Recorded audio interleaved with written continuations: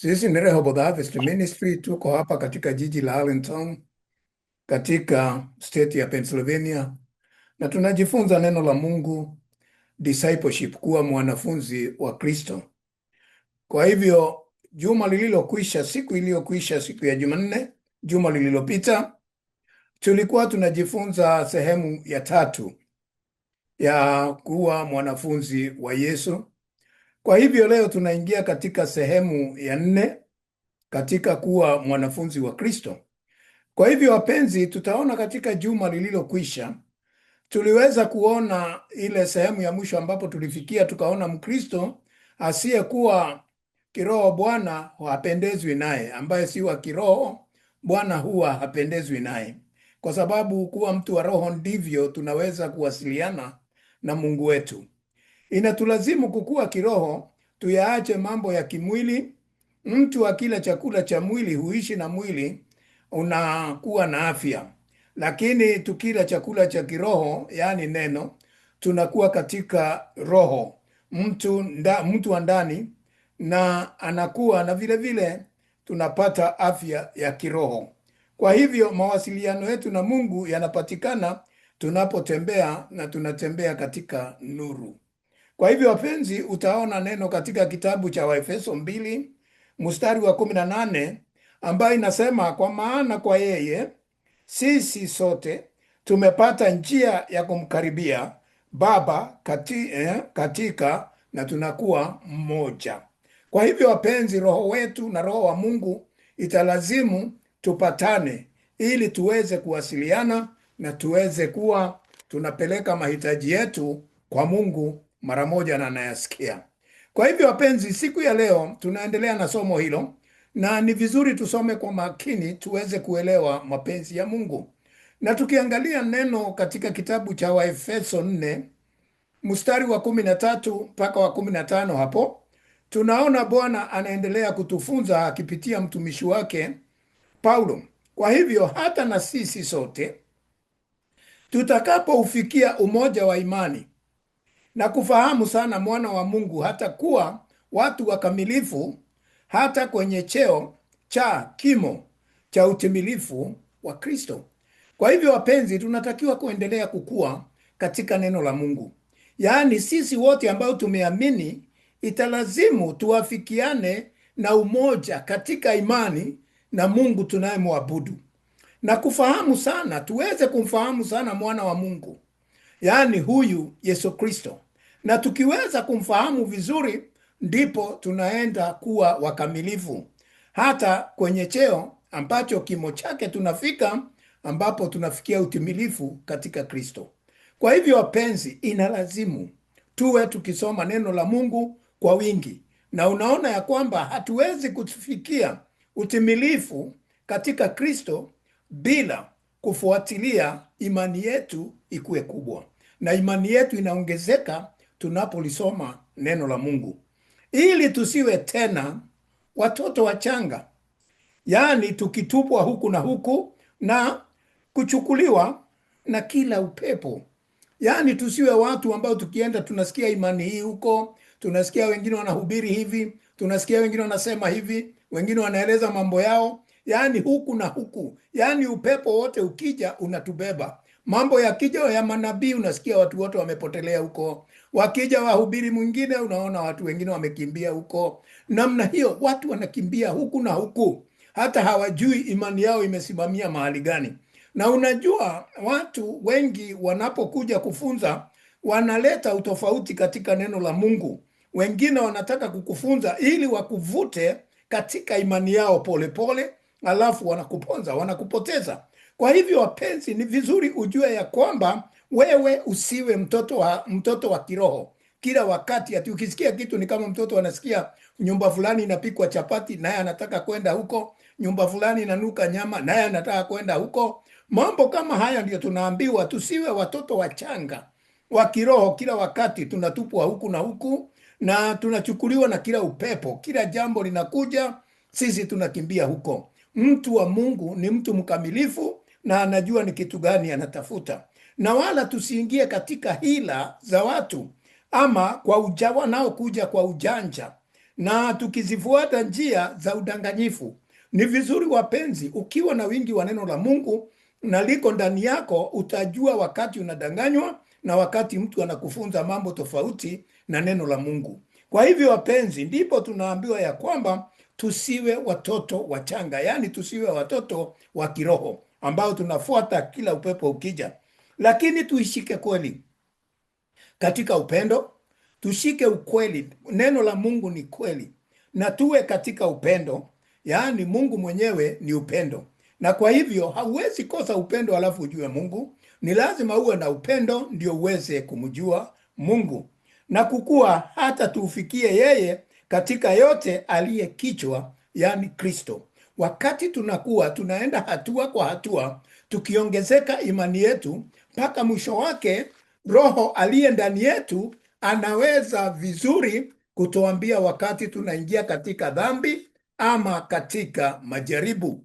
Kwa hivyo wapenzi, inastahili na ni muhimu kula wingi wa mwanakondoo. Na ndipo Yesu akasema, yule anilaye mimi hataona njaa tena, na yule aninywaye mimi hataona kiu tena. Wakati ambapo tunamla Kristo, yeye ndiye mkate wa uzima. Wakati tunamla na anakuwa ndani yetu, hatuwezi kusikia njaa tena. Yaani neno la Mungu likiwa kwa wingi ndani yako, hauwezi kutamani kwenda huku na huku. Wewe unaingia katika maandiko na unadhibiti mambo yote katika imani, kwa sababu ukweli uko katika maandiko. Na vile vile wakati ambapo tunamunywa damu yake, ndiyo inatupa uzima. Yaani katika ulimwengu wa kiroho, sio ile damu unaona, yaani kila wakati ile damu unayoona, hapana. Tunaongea juu ya damu ya kiroho, damu ambayo ni mbichi kila wakati. Wakati tunamnywa Kristo, wakati tunamla Kristo, basi mara moja tunaendelea kuishi vizuri na sisi tunadumu katika imani. Watoto wa Mungu wanastahili kukua. Yaani tukiwa sisi tunakubali ya kwamba sisi ni watoto wa Mungu, tunatakiwa kukua. Kwa sababu hata mtoto wa kibinadamu, mtoto wa mwili, ikiwa hakui, utaona mzazi hana furaha. Kila wakati mzazi anauliza, mbona hivi? Mbona mtoto wangu hakui? Mbona mtoto wangu amekuwa punguani namna hii? Mbona mtoto wangu haendelei? Mzazi anakuwa hana amani. Hivyo hivyo ndivyo Mungu wetu anavyoona. Wakati ambapo hatukui katika neno, Mungu wetu hana furaha nasi. Anaona, kwa nini hawa watoto, na nimewapa kila kitu, nimewapa sheria zangu, nimewapa amri zangu, nimewapa hukumu zangu, lakini hawakui. Mtu wa ndani hakui. Kwa hivyo wapenzi, na unajua mtu wa ndani akikua ndiye anatawala mtu wa nje. Lakini wakati mtu wa nje anakuwa na mtu wa ndani amekonda, basi mtu wa nje anatawala mtu wa ndani. Kwa hivyo na kueleza nini? Wakati roho atakuwa, yaani umekuwa katika kiroho, mwili wako hauwezi kukuingiza katika majaribu kila wakati. Utautawala. Hata ukitaka jambo fulani, mara moja dhamiri yako itakuambia hiyo ni dhambi. Lakini ikiwa wewe hauli neno la Mungu, basi kila wakati ni chakula cha mwili tu. Mwili utafanya yale unataka, kwa sababu roho amefinyiliwa ndani yako na hana uwezo. Kwa hivyo mwili unatawala roho. Kwa hivyo wapenzi, tunatakiwa roho atawale mwili, kwa sababu roho ndio ataishi miaka yote, ili mwili wetu tuingize katika dhambi. Kwa sababu wakati mwili wetu unatuingiza katika dhambi, hapo ndio Mungu anakosa mahali pa kukaa katika hekalu ambayo ni sisi, ambayo ni miili yetu, ambayo ni hekalu ya Bwana. Roho wa Bwana anakosa kikao, anakuachia uhai wako uende vile unavyotaka, na unajua ya kwamba mwili utakusukuma mpaka uishe kabisa. Kwa hivyo watoto wa Mungu wanastahili kukua. Tukitaka kukua katika Kristo, inatubidi tufanye nini? Tuliamini neno la Mungu. Ni lazima tuliamini neno la Mungu ili tukue katika Kristo.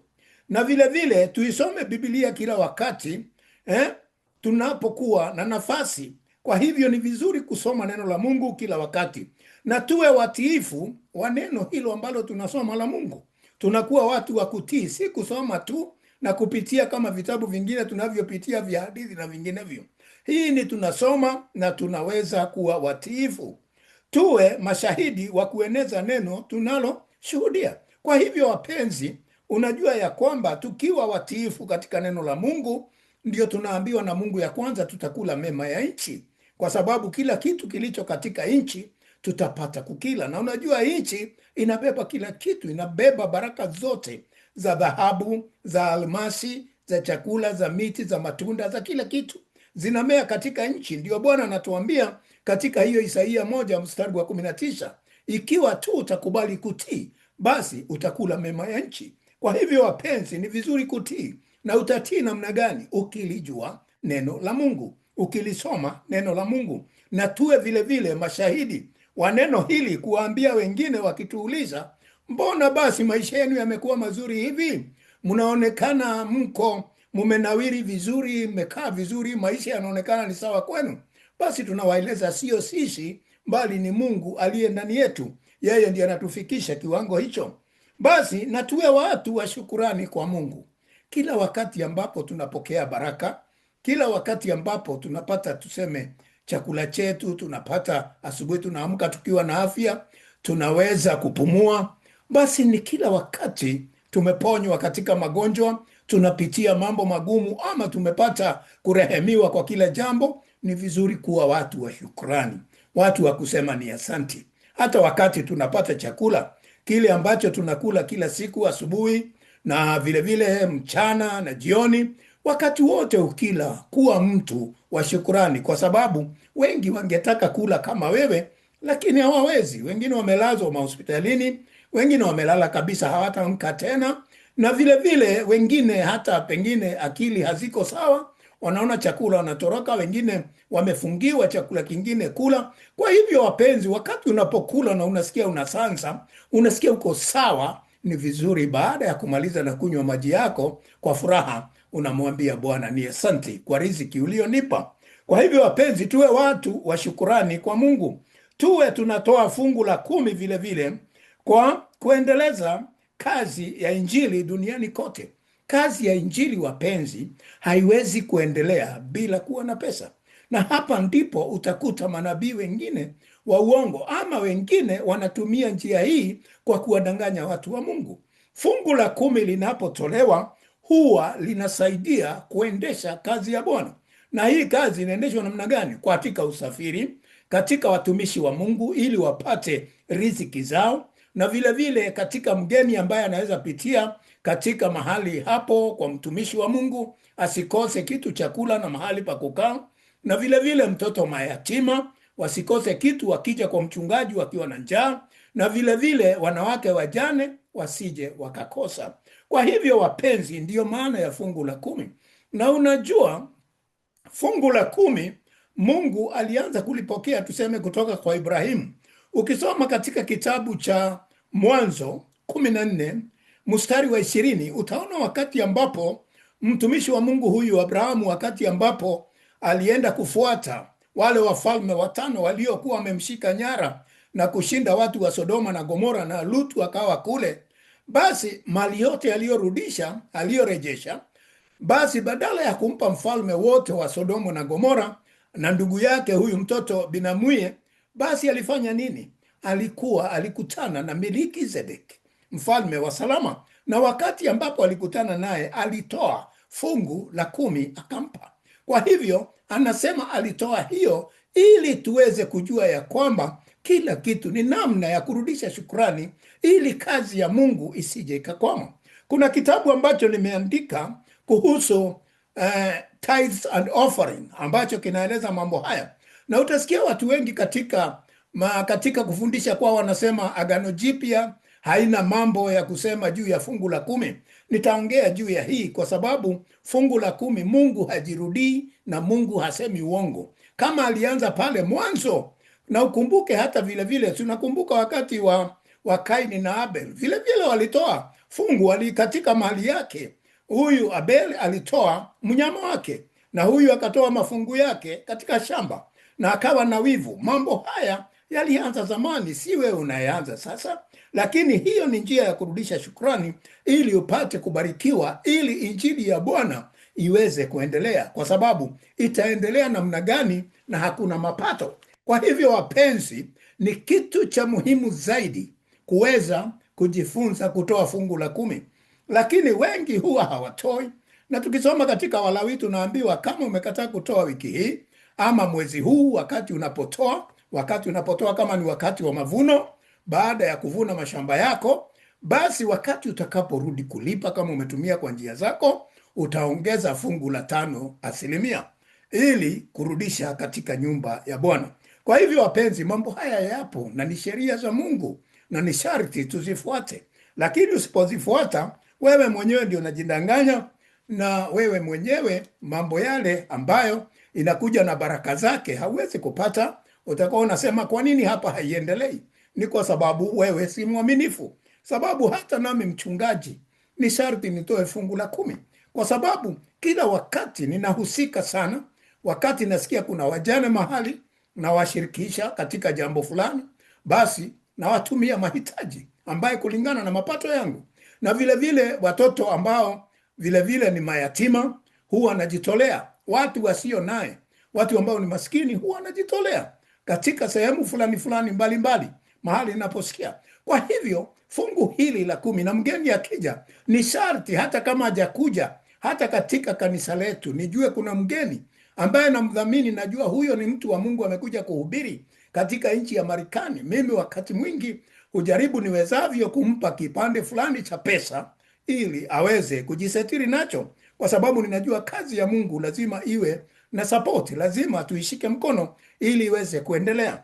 Kwa hivyo wapenzi, sisemi ni kila mtu, lakini utasikia roho yako vile mpanzi alivyoenda kupanda zile aina 4 za mbegu, na lazima ujaribu kila wakati kupanda katika udongo ulio mnono ili upate mazao baadaye. Kwa hivyo wapenzi, nawaambia nini siku ya leo? Hebu tuendelee tuangalie kuna 6 steps, hatua 6 ambazo mtu wa Mungu anatakiwa kuzijua ili aweze kukua katika mambo ya kiroho, yaani hatua 6 za kukua katika Ukristiano. Hatua ya kwanza mpenzi, hatua ya kwanza, lazima kuwa mshirika katika dhehebu linalofunza Biblia. Ni lazima uwe mshirika katika dhehebu ama katika dini ile inayofunza Biblia, sio mambo mengine, Biblia kama ilivyo. Kwa mfano, tusome neno katika kitabu cha Waibrania 10 mstari wa 25. Inasema nini? Wala tusiache kukusanyika pamoja. Yaani wakati wote tuwe na ushirika. Siku ya Jumapili tunakutana, siku hizi zingine tuone kama vile tuna blogs na mahali pengine, tuwe kila wakati tunashirikiana pamoja. Hiyo ndiyo sheria ya kuwa Wakristiano, watu ambao tulio pamoja. Wala tusiache kukusanyika pamoja kama ilivyo desturi ya wengine, ambao mbali tuonyane na kuzidi kufanya hivyo kwa kadri muonavyo siku ile ya inakaribia. Kwa hivyo wapenzi, wakati tunakutana pamoja, tunafanya nini? Hatufanyi kama desturi ya wengine vile wanakutana tu kula na kunywa na kufanya mambo mengine. Hapana, tunakutana ili kumega pamoja neno la Mungu na kushiriki katika maombi pamoja, ili vile vile tunaonyana. Kama mtu anapitia mambo mabaya, tunaambia na haya ni mabaya kulingana na neno la Mungu. Tunasaidiana katika imani. Anayepitia magumu, ambaye haelewi, ambaye tumesikia pengine ameingia katika mambo yasiyofaa, tunamuonya. Tunaonyana mmoja na mwingine kulingana na neno linavyotufunza, na vile vile tunazidi kufanya hivyo kwa kipimo, kwa kadiri muonavyo. Wakati tunaona vile ambavyo tunatakiwa kuendelea, basi tunatenda hivyo.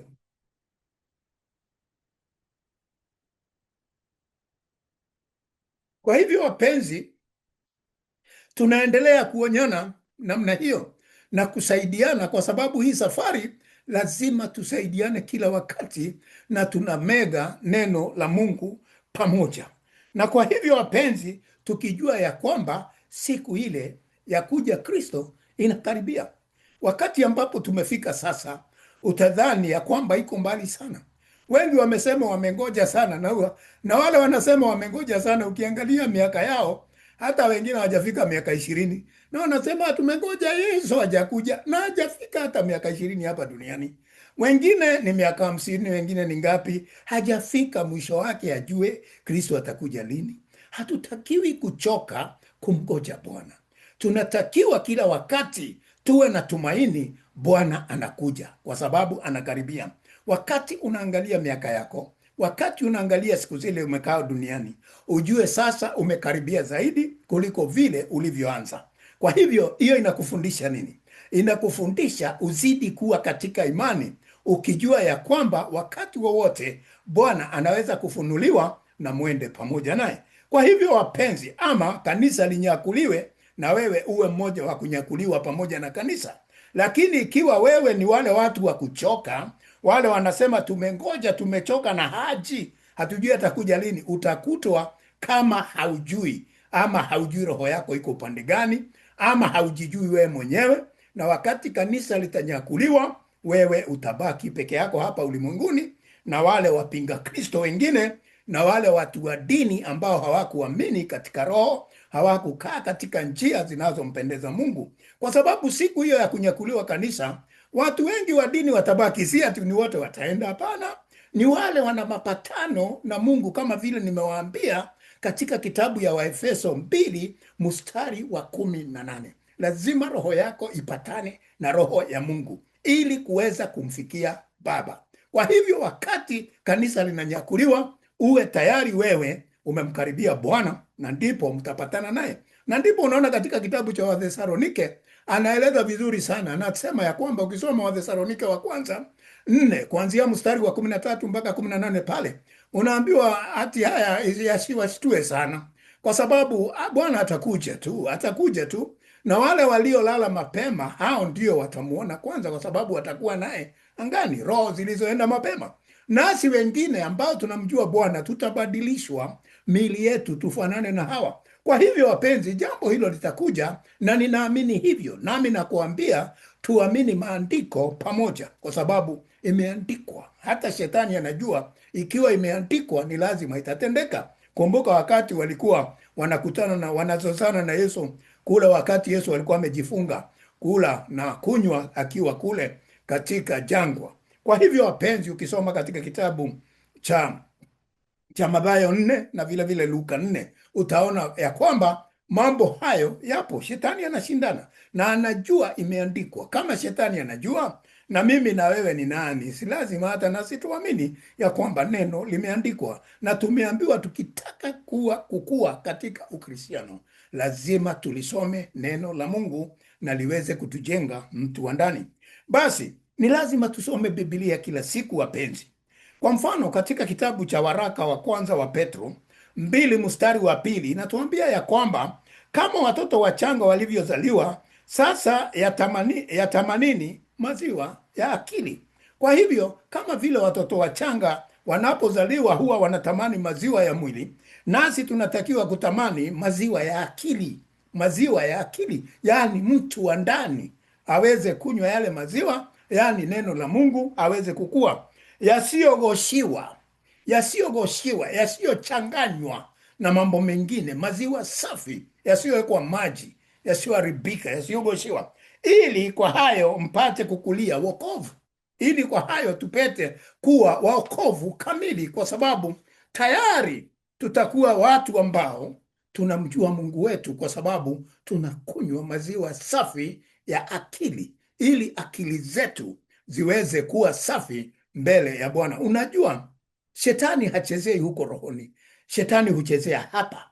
Na ndio unaona Warumi 12 inasema ati tubadilishwe tuwe watu wapya, tuwe katika akili zetu zibadilishwe, mambo tuliyokuwa nayo zamani yaondolewe, tuwe viumbe vipya katika Kristo. Ni lazima ianze hapa, na wakati inapoanza hapo tunasafishwa, na tukisafishwa basi tunakuwa safi katika Kristo. Kwa hivyo wapenzi, ni sharti tujue mambo hayo, na tujue ya kwamba sisi tutakuwa wastahiki ambao tunafaa kuwa watu ambao tunamjua Mungu wetu. Unaona ya kwamba Wathesalonike wakati mwingi hawakuwa wanaamini sana. Walikuwa hawakulichunguza neno la Mungu sana, lakini walikuwa na imani.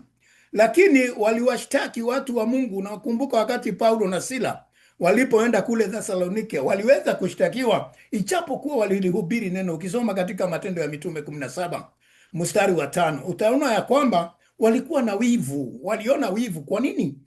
Paulo na Sila wana wingi wa neno hili na wanatenda miujiza. Kwa hivyo Kwa sababu ya wivu huo waliona watu wa Mungu wamejazwa sana, ndio wakawashtaki. Wewe mtu wa Mungu nami tunatakiwa kuwa na wingi wa neno na mambo makubwa yatendeke katika imani, ili hata ulimwengu inakuwa na wivu juu yako. Lakini kama hauna wingi wa neno la Mungu na mtu wako wa ndani hakui, basi hata hii miujiza itatendeka namna gani? Kwa sababu wewe imani yako ni fugufugu, haijasimama kabisa, kwa sababu kila kitu unasema pengine inawezekana, pengine haiwezekani. Katika Mungu hatuna hiyo. Sisi tukisema ni inakuwa ikiwa la inakuwa la. Kwa hivyo hatuweki hapo ati tashwishwi ati pengine Mungu atakuja atende ama namna gani. Hapana, ukiamini Mungu anatenda, hiyo inatosha. Kazi ingine yote, kazi yako ni kunena, apokee uponyaji, na kanaye atafuata hilo neno na atalitimiza, kwa sababu unasimama kwa imani. Kwa hivyo wapenzi, utaona saa ingine walimwengu watakuwa na wivu wakati ambapo utakuwa umejazwa na wingi wa neno la Mungu na mambo makuu yanatendeka katika maisha yako. Na utaona katika kitabu cha Matendo ya Mitume hiyo 17 mstari wa 5, wakati Paulo na Sila walipotoka huko wakaenda katika mji ulioitwa Berea. Wakati walienda kule Berea, mambo kadhaa yalitendeka. Hawa watu wa Berea hawakuwa na wivu, lakini kitu ambacho walikuwa nacho, watu hawa walikuwa wangwana kuliko wale wa Thesalonike. Hawa walikuwa wangwana sana, kwa sababu hawakuwa na pingamizi ama nini. Kwa nini? Kwa kuwa walilipokea neno lile la Mungu kwa uelekevu wa moyo. Walilikubali kabisa watu wa Berea. Na walipolikubali, jambo gani walifanya? Wakayachunguza maandiko kila siku waone kwamba mambo hayo ndivyo yalivyo. Wakati walienda nyumbani, hawa watu wa Berea walipolisikia neno walilipokea, lakini wakawa waelekevu sana.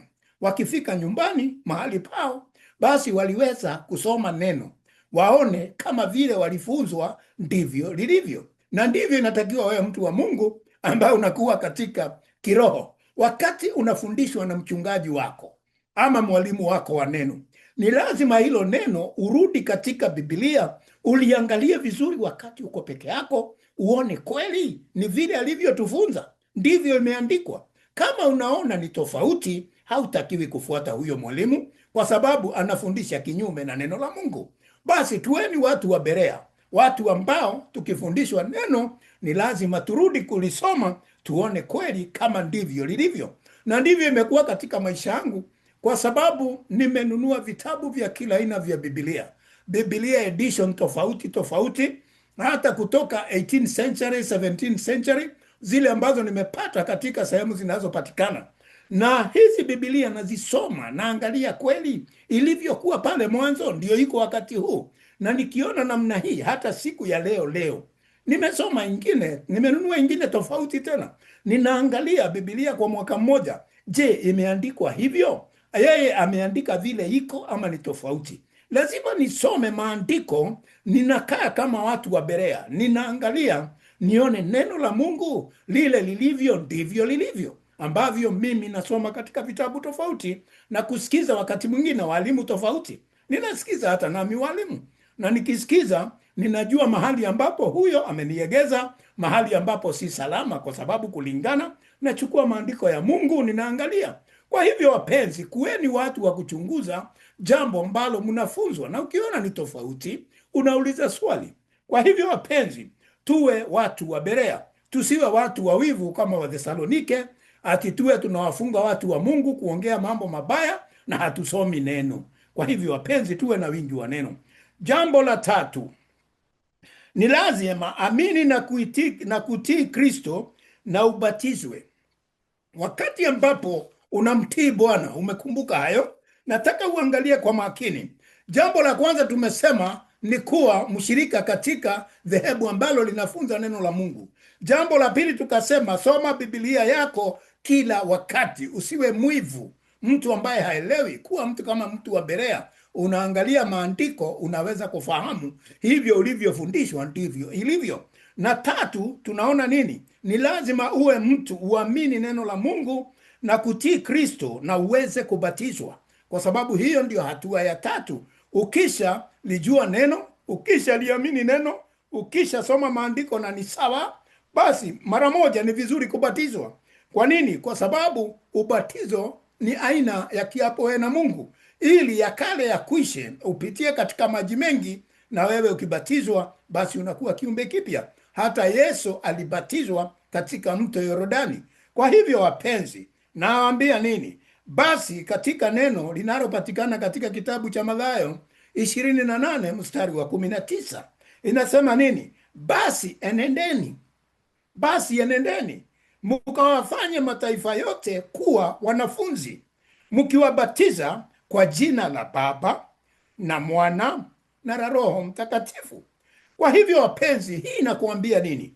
Ukishalijua neno la Mungu, na wewe fundisha wengine kote ulimwenguni, kama vile tunavyofanya wakati wa sasa. Tunafunza na tunaingia katika hii mnaita YouTube na kwingineko, na tunajua siku moja, hata siku ambazo hata Yesu akifunuliwa, siku itakapofika ifunuliwe na niondoke, neno hili litakuwa, kwa sababu nina imani Bwana aliponinenea ya kwamba ati kuna siku itafika watu watatafuta neno la Mungu hawatalipata, kwa sababu kila wakati niliwaambia edition tofauti zinaandikwa na neno linaenda likipunguzwa polepole, ili mpinga Kristo aweze kubadilisha Biblia kabisa. Na wale wengine wanasikiza katika simu, hizo simu ambazo hizo apps mnasikiliza, ni mtu ameweka yake mwenyewe.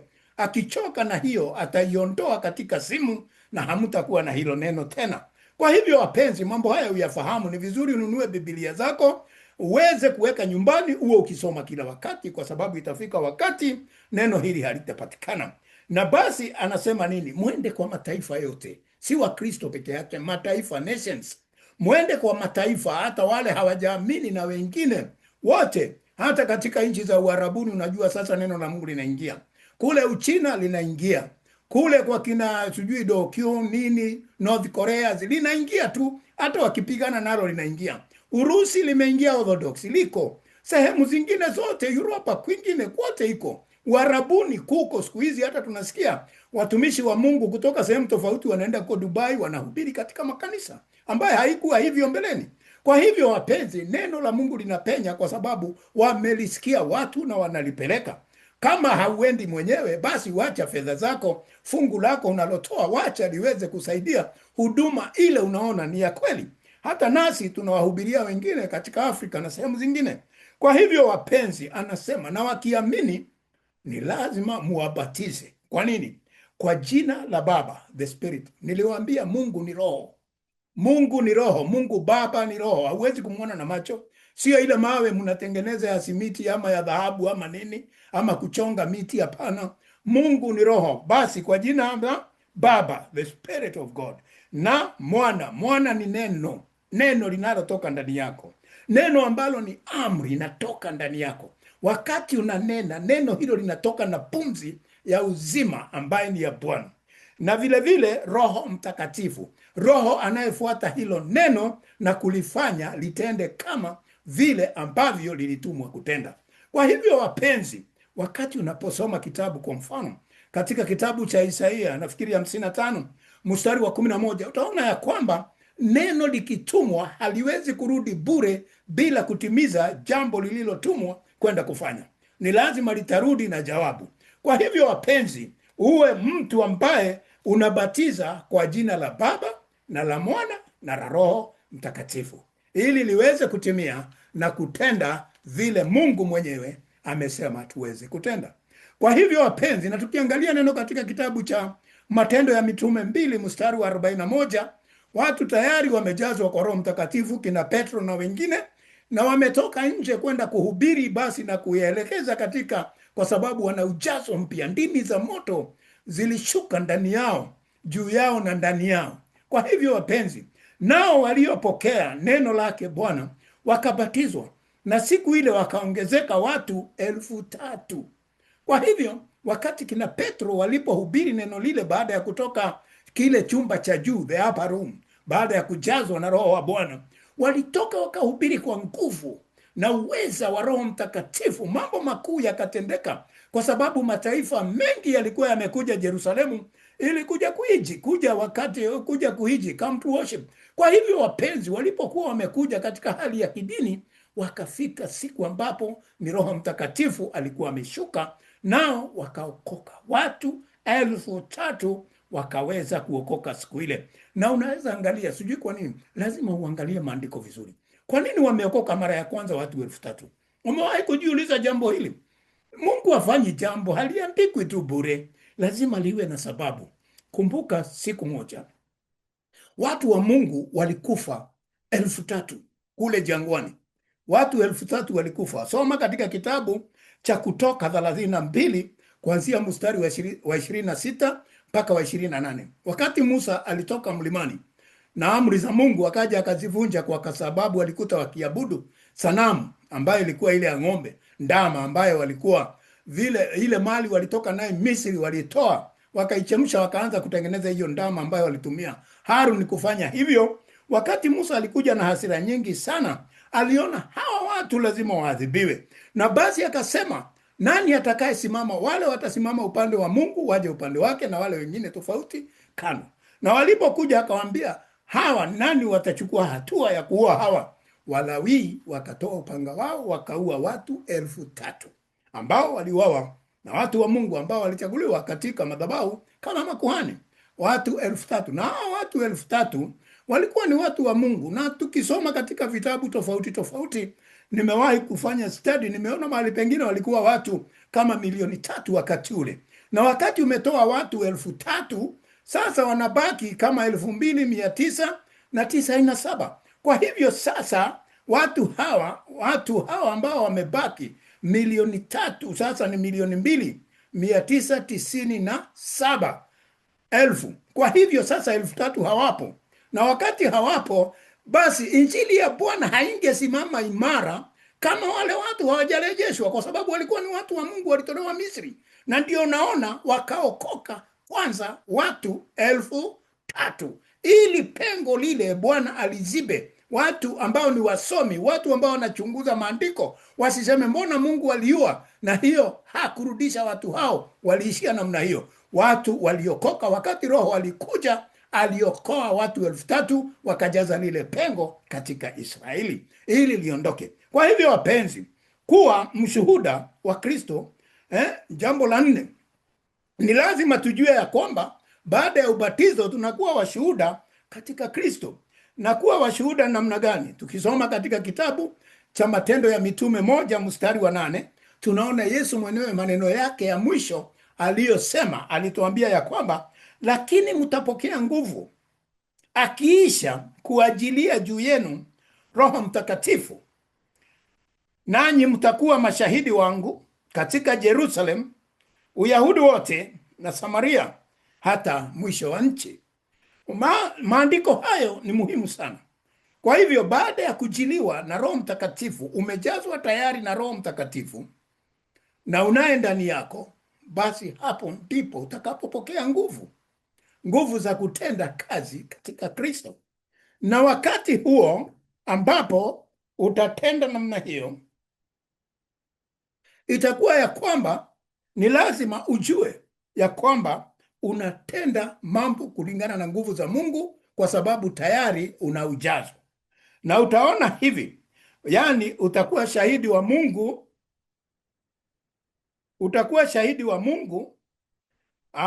kule Jerusalem. Ndani yako kwanza lazima umjue Mungu, na vile vile watu wako wa nyumbani Uyahudi, watu walio ndani wakujue kweli umeokoka, na vile vile watu majirani Samaria waweze kujua wokovu wako namna gani.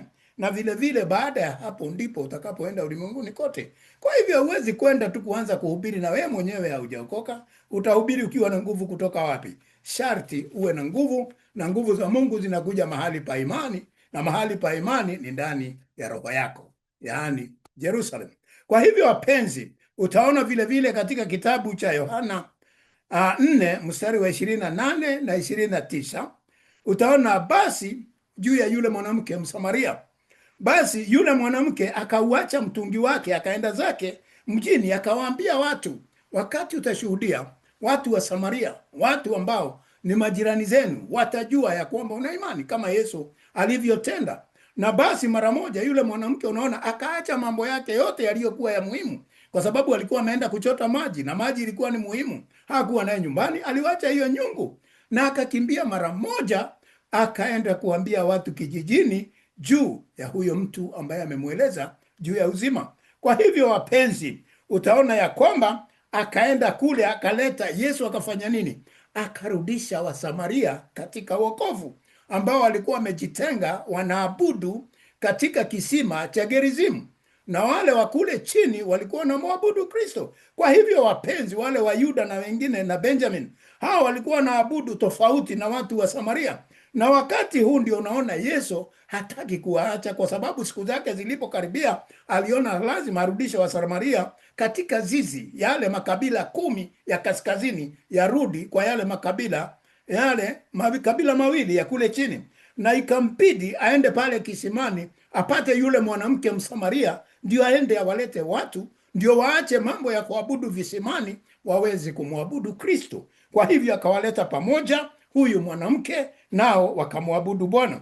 Kwa hivyo wapenzi, baadaye ndio, kwa sababu gani? Kwa sababu hawa Wasamaria walikuwa wametoka kati ya watu wa Mungu na wanajitenga, na wakaweza kushikwa, kuachiliwa na Mungu, wakaachiliwa, wakapigwa na Waaseria. Soma neno hilo katika kitabu cha Wafalme wa Pili 17 kuanzia mstari wa 6 mpaka wa 18. Unaona hawa makabila hiyo 10 walikataana na Mungu, wakaanza kwenda na dunia, wakaacha sheria za Mungu, wakaanza kufanya za mataifa, wakawa na siri zao ya kutenda mambo mabaya, wakawa na ibada na kupiga ramli na kuwa wachawi, vile vile wakajiuza, yani ni ukahaba. Na walipojiuza wakaabudu Bali na Ashera, yani miungu yao, na uvumba wakachoma katika kwa wale sanamu. Wakakataa hata manabii wa Mungu, na wakawa shingo ngumu, hawamsikii Bwana. Wakakataa agano la Mungu. Walipokataa wakawa watu batili na watu ambao walikataa amri za Mungu. Wakati walitenda hivyo, Mungu aliwaacha kabisa, kwa sababu hangejichanganya nao. Nini kilitendeka? Waliweza kushikwa mateka na wale watu wa Asiria, nao wakapelekwa katika miji ya Asiria, wakaondoka katika uwepo wa watu wa Mungu. Na ndiyo sasa Yesu anaenda ili awarejeshe katika watu wa Mungu pale katika kile kisima cha Gerizimu kilipojengwa, kilichochimbwa na Yakobo, ili yule mwanamke kahaba aliyekuwa na waume 6 aweze kuja apokee mume wa 7 ambaye ni Kristo ukamilifu, ili aweze kwenda kupeleka injili mpya na watu waje kwa Mungu tena. Kwa hivyo ndivyo ilitendeka wapenzi. Na ndiyo maana Yesu anaenda pale kisimani, wakati watumishi wake, wanafunzi wake wote wameenda mjini kununua chakula cha mwili. Na walipoenda, Yesu akaona hawa hawangeamini, kwa sababu hawakuwa na mapatano na watu wa Samaria. Yesu mwenyewe ndiye angefanya hiyo kazi, kwa sababu hawa hawangekubali mapatanisho. Na ndio naona hata huyo mwanamke anauliza, ni tangu lini watu wa huko chini na watu wa Samaria waweze kula pamoja? Ilikuwa vigumu, lakini Yesu akaleta upatanisho. Kwa hivyo wapenzi, wakarejeshwa baada ya kuachiliwa kwa ile Wafalme wa Pili hiyo 17 kuanzia mstari wa 6 mpaka mstari wa 18. Kwa hivyo wapenzi, wakati unaingilia mambo ya uchawi na mambo mengine, hata tunapofunza neno la Mungu na haulishiki vizuri, wewe hauwezi kuwa mtumishi wa Bwana, hauwezi kuwa mtu wa Bwana. Kwa sababu gani? Mungu hajichanganyi na mambo kama hayo ambayo nimeguzia, ambaye watu wa Samaria, Waisraeli wa juu kaskazini waliweza kutenda, na Mungu akaachana nao. Na ndivyo ilivyo. Katika 5 tunaona ya kwamba mshukuru Mungu kila siku na katika maombi. Yani step ya 6, muwe ukimshukuru Mungu kila siku na katika maombi, uwe muombezi. Ukisoma neno katika Wafilipi 4 mstari wa 6, unaona, msijisumbue kwa neno lolote, mbali katika kila neno kwa kusali na kuomba na kushukuru haja zenu na zijulikane na Mungu. Yani kila wakati tujifunze kuwa watu wa kusoma neno la Mungu, na tuwe watu wa kusali na kuomba na watu wa kushukuru, ili haja zetu tulizo nazo ziweze kujulikana kwa Mungu. Basi tunaambiwa nini? Nanyi muombe. Ukiona Mathayo 7 mstari wa 7 anasema ombeni nanyi mtapewa, tafuteni nanyi mtaona, basi bisheni nanyi mtafunguliwa. Kwa hivyo wakati ambapo tumeomba, wakati tumemjua Mungu, wakati tumesimama katika njia za Mungu, mambo yetu yanakuwa rahisi, kwa sababu tunaenda na Bwana Mungu wetu. Hatua ya 6 ambayo tunamalizia naye siku ya leo, muheshimu na kutunza Mungu kwa kutoa fungu lake la 10. Lazima tujue kuheshimu Mungu na tujifunze kumtukuza Mungu kwa fungu letu la 10. Tukiona katika Malaki 3 mstari wa 10, neno la Mungu linasema, leteni zaka kamili ghalani, ili kiwemo chakula. Tunaleta zaka ili kuwe na chakula katika nyumba ya Mungu, katika gara ikombe. Yaani tulete ili pale kuwe na chakula kwa wale niliwaambia, wajane na vile vile mayatima kiate, na vile vile mgeni ambaye anaweza pita mahali pale, basi hawa wapate chakula. Na vile vile mchungaji, unajua nilifunza kitabu cha Walawi na mkasikia mchungaji anatakiwa kula pale pale katika nyumba ya Mungu, hata vichaka na vitu vingine aweze kugawiwa. Na hili fungu la 10 yeye analipewa kwa niaba ya Mungu. Kwa hivyo yeye anasimamia mahali pale ili neno la Mungu liweze kuhubiriwa. Na utaona ya kwamba kwa njia hiyo, asema Bwana wa majeshi, mjue kama sitawafungulia madirisha mbinguni na kuwamwagieni baraka hata msiwepo na nafasi ya kutosha. Kwa hivyo wakati mnafanya hivyo, wakati mnatoa fungu la 10 kumtukuza Mungu na kumheshimu, kumtukuza na kumheshimu, basi anafungua dirisha zake za mbinguni, yaani baraka, mvua ya baraka, anakunyeshea mvua ya baraka. Na mkifuata njia hiyo, angalia njia hiyo, anasema tukifuata kwa njia hiyo ya ili nyumba ya Mungu isije ikakosa. Njia hiyo ni gani? Njia ni Yesu. Lazima tufuate mafunzo ambayo Yesu anafunza. Ukisoma neno katika Yohana 14 mstari wa 6, inasema, Yesu anasema nini? Mimi ndimi njia na ndimi uzima. Kwa hivyo wapenzi, hakuna afikaye kwa Baba. Mimi ndimi njia, ukweli na uzima. Hakuna afikaye kwa Baba bila mimi. Kwa hivyo wapenzi, lazima tujue ya kwamba tufuate njia ya Mwokozi wetu Yesu Kristo ili tuweze kumfikia Bwana, tupate ule ukweli na tuweze ukweli unapatikana katika maandiko ya Mungu, na tupate kuwa na uzima, uhai ambao ni wa Mungu. Na hapo ndipo Bwana atatubariki. Wengi wanafunza siku hizi, nasikia mafunzo tofauti. Hakuna fungu la Bwana, msitoe, mnadanganywa na wachungaji. Ni kweli kuna wale wanaodanganya, sikatai.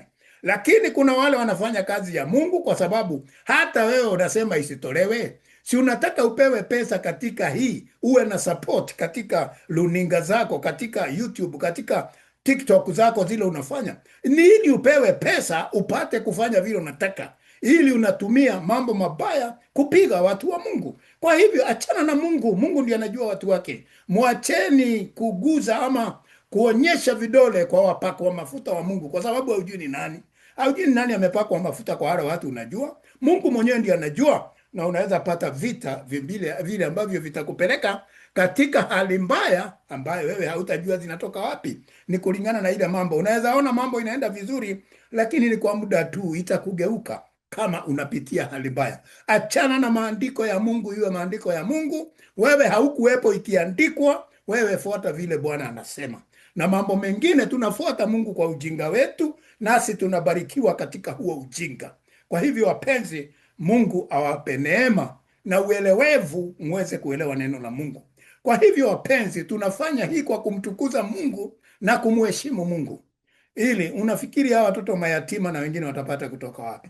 Achana na hawa watu ambao wanakuja na njia za uongo. Mungu atashughulikia hawa. Lakini wale watu wa Mungu wanafanya kazi, acheni neno la Mungu lifanywe kama vile Bwana amesema. Ukiangalia neno katika kitabu cha, niliwaambia Old Testament, hiyo Genesis 14 mstari wa 20, utaona vile ambavyo Abrahamu alitoa fungu lake la 10, akatoa akampa Mungu. Anasema, ahimidiwe Mungu aliye juu sana, aliyewatia adui zako mikononi mwako. Ibrahimu akampa fungu la 10 la vitu vyote, akatoa fungu la 10. Wewe ni nani na Abrahamu? Abrahamu alitenda hayo, na kwa imani yake Mungu akamuita rafiki yake, na Yesu naye anatuita rafiki na hata anatuita ndugu zake. Na kwa hivyo wapenzi, ni tukifuata njia ambazo anatufunza ili tuwe wanafunzi kamili wa Yesu. Lazima tuwe wanafunzi wa Kristo kwa kutenda mapenzi yake. Katika hiyo Malakai 3:10 ni vizuri uweze kutenda, na ujue hata Yesu mwenyewe alifundisha katika kitabu cha Mathayo 22 mstari wa 21. Aliongea hapa juu ya fungu, kwa sababu alisema nini? Wakati ambapo waliuliza juu ya kulipa kodi kwa Kaisari na nini, Yesu akawaambia ni ya Kaisari, yani wakamwambia ni ya Kaisari, akawaambia basi mlipeni Kaisari yaliyo ya Kaisari, yani mlipe kodi ya Kaisari, ya serikali iliyo ya serikali, na Mungu yaliyo ya Mungu. Yaliyo ya Mungu ni fungu la 10. Michango mingine na mingine inafanyika kwa sababu ya mambo, kazi za kanisa yenu, vile mna majengo na nini na mambo hilo mnafanya, na usaidizi ya wale ambao hawana kati yenu, lakini fungu la 10 ni lazima liwepo, na fungu la 10 halipelekwi katika matanga. Hata kukiwa kumekufa jirani kwenu, mchungaji yeyote hatakiwi kutoa sehemu ya fungu la 10 apeane katika matanga. Fungu la 10 ni la mgeni anayeweza kupitia kwako, ni la mchungaji na nyumba yake, ni la mama mjane, na vile vile mtoto yatima. Hao wanne ndio wanatumia fungu la 10 ili nyumba ya Bwana isije ikakosa. Achaneni na manabii wa uongo, kina wanaokataza watu watoe fungu la 10. Wewe ukitaka kuandamana na Mungu, toa fungu la 10, acha mengine yote, kwa sababu utakuwa umefanya mambo yale Mungu anataka. Mungu awabariki sana, awatendee makuu unapoendelea kulisikiza neno hili. Wacha tuombe. Ewe Mungu Baba, katika jina la mwanao Yesu Kristo, ni asante kwa neno lako siku ya leo, mafunzo ambayo umetufunza leo. Baba, ninakuomba katika jina la Yesu, mafunzo haya yametoka katika kiti chako cha enzi, Bwana. Baba, ninakuomba ufuate mafunzo haya. Yeyote atakayesikiza Baba, umuokoe naye aweze kukujua zaidi. Baba, umfungulie milango yako kama vile ambavyo umeahidi, kwa sababu wewe ni Mungu, na ni katika jina la Yesu nimeomba na kuamini. Amen.